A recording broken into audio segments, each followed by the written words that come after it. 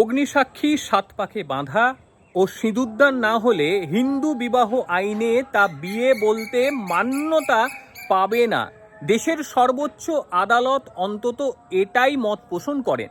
শীর্ষ আদালতের পর্যবেক্ষণ হলো হিন্দু বিবাহে ধর্মীয় অনুষ্ঠান আচার অনুষ্ঠানই মুখ্য বিষয় এবং অনুষ্ঠানের প্রমাণই বিবাহের যোগ্য সাক্ষী।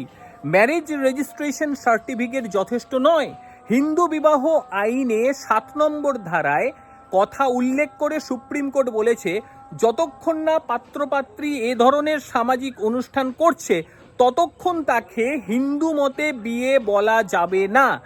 অনুষ্ঠান ছাড়া একজন ম্যারেজ রেজিস্ট্রেশন অফিসার 8 নম্বর ধারা মোতাবেক বিয়ে দিতে পারেন না।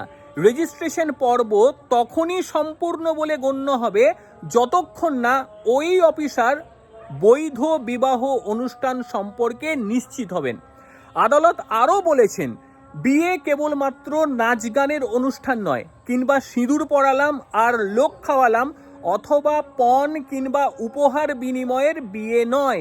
বিয়ে কখনোই বাণিজ্যিক বিপণন হতে পারে না। কেন আদালত এই ধরনের কথা বলেছে? এক পাইলট দম্পতির বিচ্ছেদের মামলা চলছিল সুপ্রিম কোর্টে। আদালত এই প্রসঙ্গেই এই ধরনের মন্তব্য করেন। প্রসঙ্গত ওই দুজন রেজিস্ট্রি ম্যারেজ সম্পূর্ণ হয়ে গেলেও বিয়ের অনুষ্ঠান সম্পূর্ণ হয়নি। তারা দুজনেই আলাদা বসবাস করত।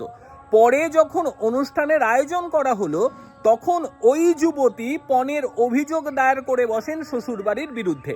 পাল্টা স্বামীও বিবাহ বিচ্ছেদের মামলা করে বসেন।